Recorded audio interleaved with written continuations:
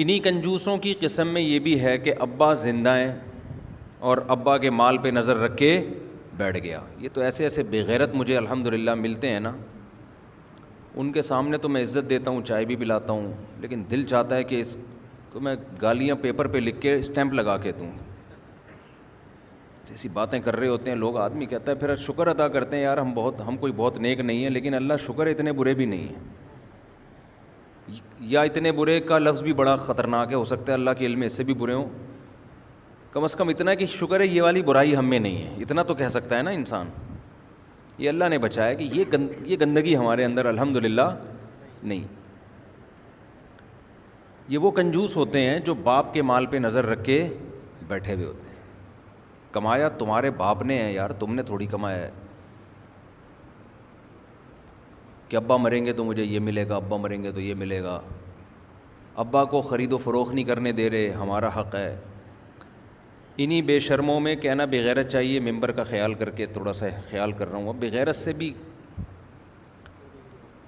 کیا گالی, انسان اس سے ہلکی گالی کیا نکالے. بعض دفعہ گالی ہلکی دینے سے سامنے والے کی عزت بڑھ جاتی ہے. وہ کہے کہ میں صرف یہی ہوں.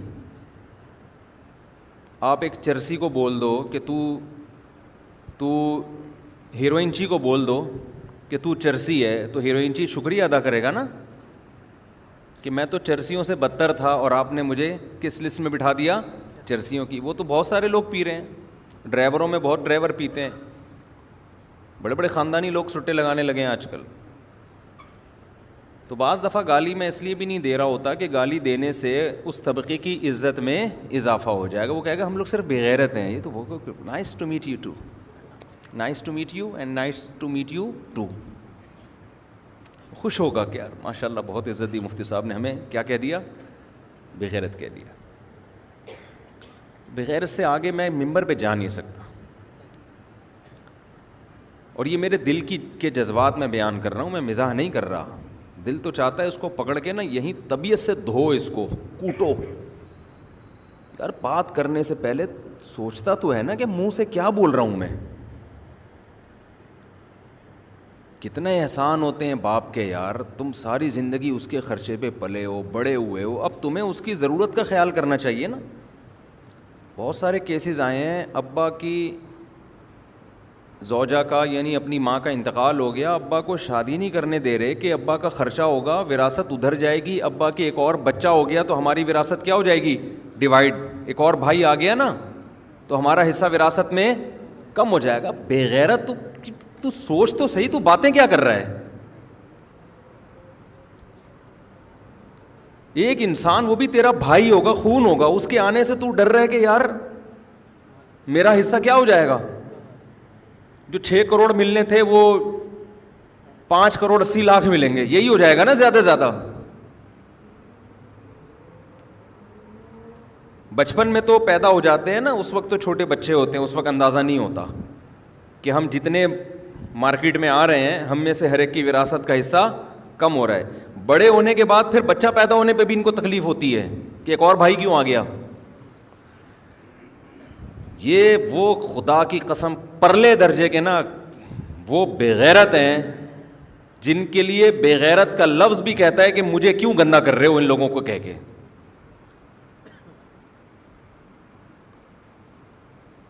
انسان مال کمانے میں اعتدال سے کام لے, مال کی ہوس میں اعتدال. کوئی غیر اخلاقی جو اخلاق سے انتہائی گری ہوئی حرکت ہو اس طرف اگر آپ جانا شروع ہو جاؤ گے تو بھائی پیسہ تو قارون نے بہت کمایا ہے.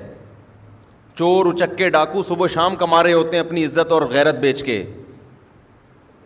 تمہیں اللہ نے 2 ہاتھ دیے, ان سے جتنا کما سکتے ہو کماؤ. کسی کے مال پہ نظر مت رکھو, نہ باپ کے مال پہ نہ ماں کے مال پہ. باپ کو بول دو ابا کھانے کو روٹی ہے نہیں ہے, میں اپنے حصے کا کماؤں گا, جتنا میرا مقدر ہے اللہ مجھے دے گا.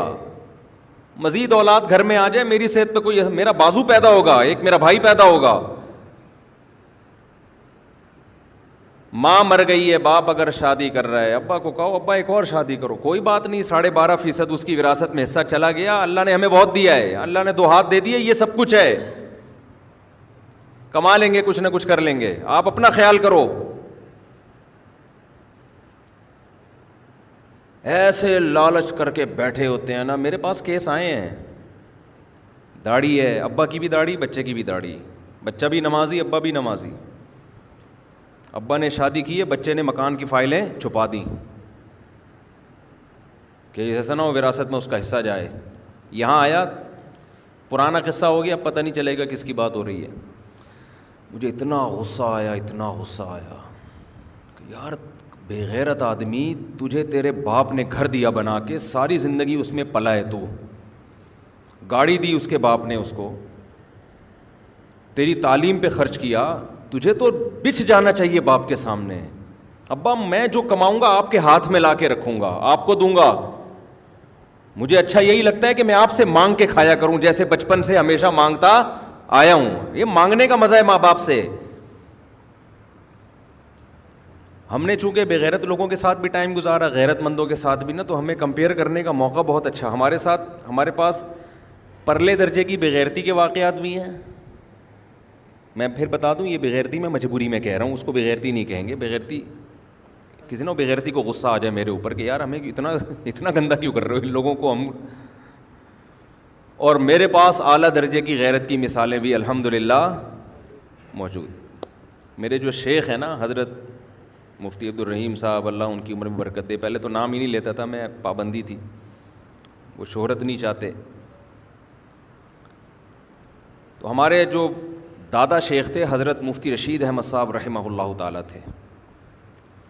تو جو میرے شیخ تھے یہ بچپن میں دارالافتاء والارشاد آ گئے پڑھنے کے لیے, سمجھ رہے ہیں. والدین سے اجازت لی, بھائی میں اعلیٰ تعلیم کے لیے کہاں جاؤں گا, تخصص جو مفتی بننے کے لیے مفتی رشید احمد صاحب کے پاس آ گئے. خوب غور سے سننا واقعہ کہ غیرت مند کس طرح کے ہوتے ہیں. تو مفتی رشید احمد صاحب رحمہ اللہ تعالیٰ انہوں نے ان کو اپنی کسٹڈی میں لے لیا, بالکل بچوں کی طرح پالنا شروع کر دیا, اپنا بیٹا سمجھ کے. دیکھتا ہے نا بعض دفعہ استاذ کے اس میں قابلیت کتنی ہے. بعض دفعہ استاذ اور ٹیچر اور طالب علم کا تعلق صرف ایک طالب علم کا ہوتا ہے. بعض دفعہ یہ ہوتا ہے یہ باصلاحیت ہے, آگے اس سے کام لیا جا سکتا ہے, یہ دین کی بہت خدمت کرے گا, تو بھائی اس کو اپنی کفالت میں لے لو. تو اپنی کفالت میں لے لیا. پھر وہ یہاں رہنا شروع ہو گئے, پڑھنا شروع کیا, مفتی بن گئے, مفتیوں کو پڑھانا شروع کیا. ذریعہ آمدن کچھ تھا نہیں, وہ مدرسے کی جو معمولی سی تنخواہ تھی وہ تنخواہ ان کو مفتی رشید احمد صاحب دیتے تھے, جو سب استاذوں کی تنخواہیں ہوتی ہیں ہر مدرسے میں. تو ان کو بھی بہت معمولی سی رکھی ہوئی تھی ہمارے حضرت نے, وسائل ہی نہیں تھے تو معمولی سی ہوگی نا. حضرت نے سوچا کہ یہ اتنا دین کا کام کر رہے ہیں, پورا نظام انہوں نے سنبھالا ہوا اتنی کم عمری میں, تو میں ایسا کرتا ہوں کہ کچھ پیسہ, حضرت کی تو زمینوں کا بڑا بزنس تھا, کاروبار تھا, تو میں کچھ پیسہ اپنی طرف سے اور کچھ ان کی طرف سے کاروبار میں لگا دیتا ہوں, ان کو مالک بنا دیتا ہوں. مثال کے طور پر آج کے لحاظ سے, اس زمانے کے لحاظ سے تو 1 کروڑ بہت زیادہ تھے نا, چند لاکھ ہوں گے وہ. آج کا 1 کروڑ فرض کر لیں بھائی, 1 کروڑ میں اپنی طرف سے لگا دیتا ہوں ایک بزنس میں, اور 1 کروڑ ان کی طرف سے, ان کو مالک بنا کے کہ بھائی اب آپ کے ہیں. اب اس کا جو پروفٹ آئے گا وہ کہاں جائے گا, ڈائریکٹ آپ کے پاس جائے گا, اور آپ اس کے مالک ہیں, اور بزنس میں لگا رہا ہوں آپ کی طرف سے. ہم تو خوشی سے پاگل ہو جاتے, یار سبحان اللہ بھائی, فری پھوکڑ کے 1 کروڑ آ رہے ہیں, اور فری پھوکڑ کے بزنس میں بھی لگ رہے ہیں, گھر بیٹھے بیٹھے پروفٹ بھی آنا شروع ہو رہا ہے, اسٹیبل ہو جائیں گے, اپنے پاؤں پہ کھڑے ہو جائیں گے, اور پھر دین کی بہت خدمت کریں گے. لیکن چونکہ غیرت کے اعلیٰ معیار پر تھے تو انہوں نے اس تجویز کو پسند نہیں کیا. 2 دن گزر گئے, 3 دن گزر گئے. حضرت نے فرمایا آپ کچھ بولو, کیونکہ ہبہ کے مکمل ہونے کے لیے ضروری ہے نا کہ اگلا بھی تو راضی ہو اس پہ کہ ہاں بھائی میں اس پہ راضی ہوں کہ آپ کو اپنا وکیل بنا رہا ہوں, میری طرف سے 1 کروڑ لگا دیں. جب حضرت نے دیکھا کوئی رسپانس نہیں, کوئی جواب ہی نہیں دے رہے, تو پھر حضرت نے بلا کے پوچھا بھائی میں آپ کو ایک آفر کر رہا ہوں, کیوں نہیں مان رہے آپ؟ تو انہوں نے کہا میں یہ چاہتا ہوں کہ آپ جب میرے ایک روحانی والد بنے ہوئے ہیں اور میں خرچہ آپ سے مانگتا ہوں, تو میرا دل چاہتا ہے آپ سے ہی مانگا کروں. میں کس سے مانگا کروں؟ کیونکہ آپ نے احسان کیا مجھے رکھا یہاں پہ, اور میری فکر کر رہے ہو, تو جب باپ موجود ہے تو مجھے فکر کرنے کی کیا ضرورت ہے؟ جو میری ضرورت ہوگی آپ پوری کر دیں. نہیں آئی میرا خیال ہے بات سمجھ. جو میری ضرورت ہوگی وہ کون کرے گا؟ بس آپ سے ہی مانگ لیا کروں گا, مجھے یہ زیادہ اچھا لگتا ہے, اس میں مجھے زیادہ عزت ہے, زیادہ راحت ہے. حضرت اتنے خوش ہوئے, اتنے خوش ہوئے, اتنے خوش ہوئے کہ کیسا اللہ نے غیرت مند اولاد دی ہے. حضرت نے یہ واقعہ ہمیں سنایا, یہ انہوں نے نہیں سنایا تھا, ہمارے شیخ نے, جو شیخ کے شیخ ہیں, انہوں نے بتایا کہ دیکھو میں نے پوری رات مصلی پہ بیٹھ کے ان کے لیے دعا کی ہے کہ اللہ اس سے کام لے. یہ قابلیت, یہ لالچ کا نہ ہونا یہ بہت کم لوگوں میں ہوتا ہے. اسلام آپ کو پیسہ کمانے سے منع نہیں کر رہا, لیکن رشتے ناتے بھی کوئی چیز ہوتے ہیں. کوشش کیا کرو یار, جو کما رہے ہو ابا کے ہاتھ میں لا کے رکھ دو. ابا ساری زندگی آپ نے کمایا, میرا کیا ہے یار, جب تک آپ زندہ ہیں آپ ہی ہیں, سب کچھ کون ہے؟ یہ لو, یہ تنخواہ پوری. مجھے اچھا لگتا ہے میں آپ سے پان گٹکے کے پیسے مانگا کروں. آپ بھی دادا سے مانگتے تھے نا گٹکے کے پیسے, ٹھیک ہے. باپ کا دل کیا ہو جائے گا؟ بولو, بڑا. یار یہ بڑا ہو کر بھی اپنے آپ کو میرا بیٹا ہی سمجھ رہا ہے. مانگنا اچھی عادت نہیں ہے. کچھ لوگ ایسے ہیں جن سے مانگنا اللہ کو اچھا لگتا ہے. مانگنا اس کی علامت ہے آپ اپنے آپ کو مستغنی نہیں سمجھتے نا. بھائی کسی سے قرضہ مانگنا, ادھر پیسے مانگنا, ادھر, یہ اس کی علامت ہے بھائی آپ مستغنی نہیں سمجھ رہے. تو اللہ تو چاہتے ہیں آپ میں غنا پیدا ہو. لیکن کچھ لوگ ایسے ہیں, ہمارے حضرت فرمایا کرتے تھے کہ ان کے سامنے استغنا اچھا نہیں ہے, ان کے سامنے جھک جانا اچھا ہے. ایک والدین, ان کے سامنے تو ایسے جیسے ہم آپ کے محتاج ہیں, ہمارا تو کچھ بھی نہیں ہے. ابا کہے گا بیٹا تو اتنا کما رہے, ابا کما رہے ہیں تو آپ کی وجہ سے کما رہے ہیں, ہمارا کیا ہے بھائی.